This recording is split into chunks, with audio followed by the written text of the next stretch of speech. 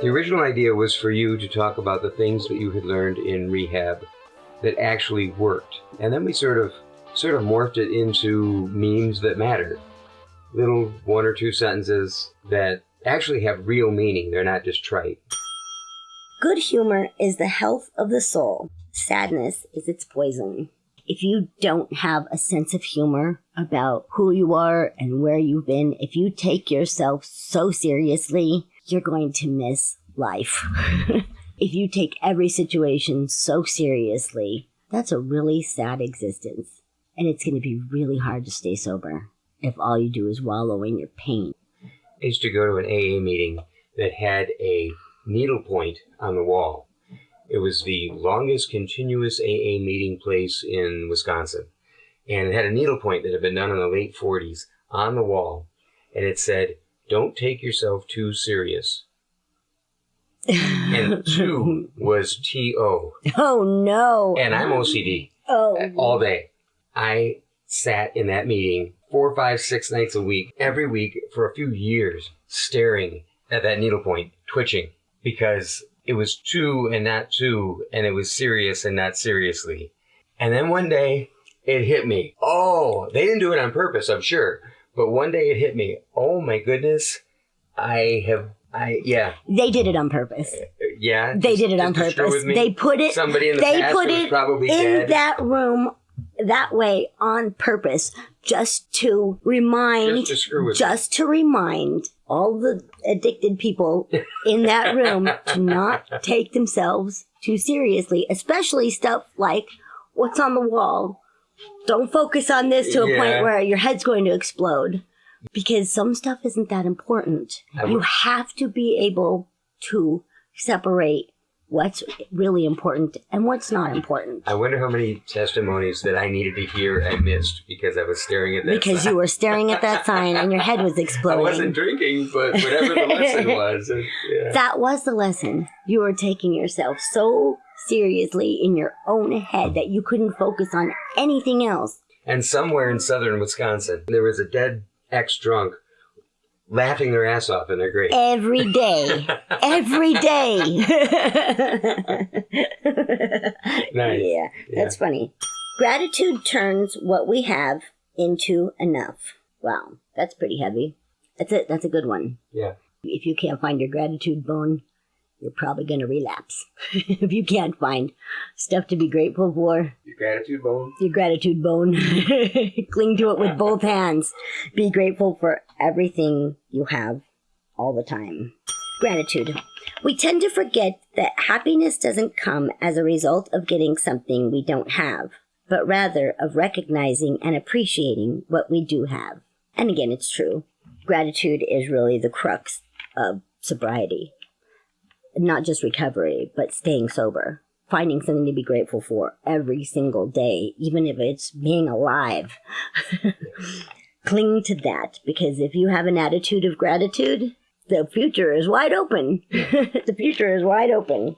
The richest man is not who has the most, but needs the least. Which is a really great quote, especially for recovering meth addicts, because there's a weird obsession that happens in the brain when you are partaking in methamphetamine, and that is where you have this weird obsession to have everything, to be a collector of all the stuff. That's why you can always tell a meth house, because they got all the crap in front of it. All the crap is piled up in the house, in the rooms. Many meth heads are naturally hoarders or become hoarders. And usually when you stop doing meth, you lose the inclination to hoard shit. I had no idea. Yes, they definitely work on the same level. But you can pick out a meth house just by driving down the road, and the house has all the shit all around it. And if you go at night, in the middle of the night, that's always the house with all the lights on and the shit all around it. Because they don't sleep and they want everything. It's mine, mine, mine. They have to keep it. They have to have it. They have to hold it. They have to love it. Yeah, those two things go hand in hand. That street that goes to your mom's house. Yes. I know which houses are the meth houses. Right. And you are absolutely right. I never noticed. Right. Never thought about Right. it. Wow. Yeah. Right. And it's a kind of a signal. Yeah. It's kind of a signal. And which is funny that people who are actively in their addiction, especially meth, are always like, how do the cops know? It's because you're wearing it right out there in front of your house, like a beacon in the night with all the lights on. Look at me. Scratching and twitching. While you're scratching and twitching. Again, with a sense of humor. Have to have a sense of humor. You'll never get through it. The next one is about spirituality. I put this one in here because it is one of the steps, is to, what is the step about the higher power? Thou shalt have no other God. I think that's a commandment, but Yeah, okay. there is, we should maybe look that up. I have an A, big one. Maybe we should find the answer to that. Yeah. Maybe insert that in here. Some people really struggle with finding a higher power, especially if you've been on drugs and you just feel hopeless. Usually when you get to the point where you're ready to be off of drugs, you're in a very dark place at that moment, at that time. Usually when you enter rehab, you're in a very dark place. It's a frightening, terrifying thing. It takes all of your courage. It takes all of your emotion. Kind of screws it all up. And in the meantime, they're telling you to find this higher power that you don't necessarily have any understanding of. And that was a really hard thing for me for a long time because I didn't really have a very good grasp of spirituality or a higher power or anything on that level.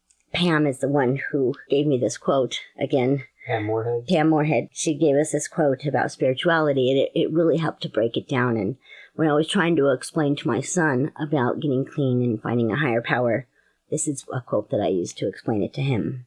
Spirituality, a personal relationship with something that inspires you to be a better person. Whatever that is. Baby steps. First of all, it's a relationship. It's a relationship. And that is the most important part of spirituality that people need to understand. And this, to me, is the crux of everything. But I am also a Sagittarius and naturally a philosopher and have this hankering to learn everything I can. And I always tell you, I don't think I know everything, but I want to. I have this burning desire inside of me to learn everything that I can. You also tell me, by the way, I would do it this other way. I'm not telling you what to do. I'm just saying I would do it this way. If I were you, I'd do it this way. Yeah. But I would never tell you what to do or how to do it. I would just tell you that's how I would do it if I were you. Yeah. Yeah. If you knew everything. Right before, that is the sentence that happens right before he shushes me out of the kitchen. Go away, go away. You're not helping. Okay. You have to earn respect in the kitchen. That's funny. Okay, so my very last quote is about learning. If you are not willing to learn, no one can help you. If you are determined to learn, no one can stop you. That's kind of how I feel about my whole life. I am determined to learn, and no one can stop me. We're Mark and Micquette, and we're all just walking each other home.